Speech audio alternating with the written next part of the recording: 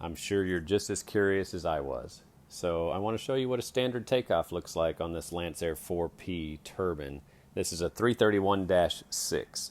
This is one of 4 that I know of that are flying with the 331, and one of only 2 with the Dash 6 or better. So this aircraft is 840 horsepower. 840 horsepower rivals a P-51 Mustang for horsepower to weight ratio. It is a very powerful aircraft that definitely demands your respect.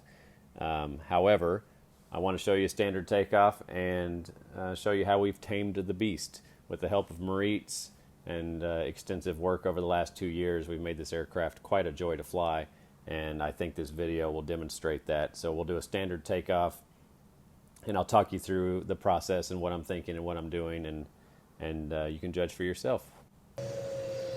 Okay, here we go, pulling out at Austin Bergstrom.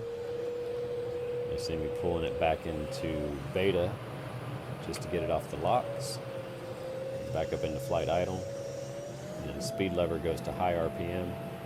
Got full right rudder trim, and it'll be full right rudder as soon as I get moving here. I'm easing the power up gently. Planning on a 70 to 80% max power takeoff.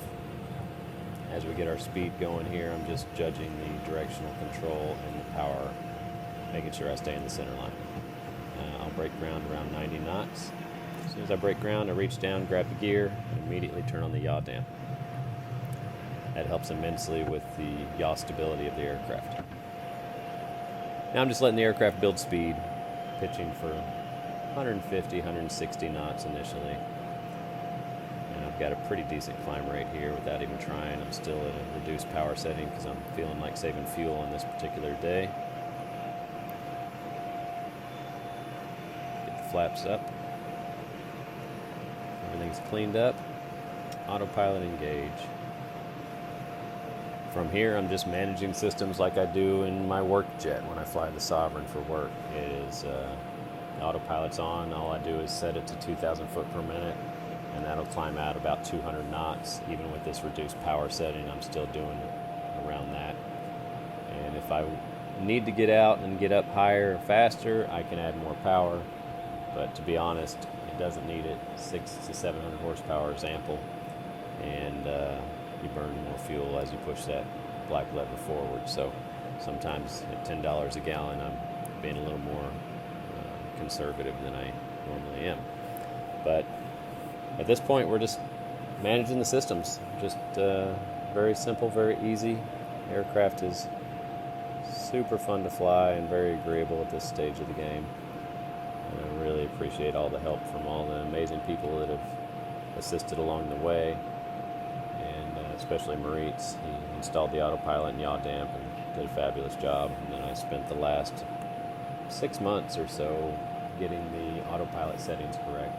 The torque and gain are really critical in all the different phases of flight, so trying to find the right settings for the autopilot without any real help, because there's nothing published and Garmin doesn't want anything to do with it. They don't even let me have access to all the settings that I would like to access. But with an aircraft of this power and speed, it really pays to do the work and spend the time getting the autopilot settings just perfect and pretty close. There's always room for improvement, but I'm really happy with it right now.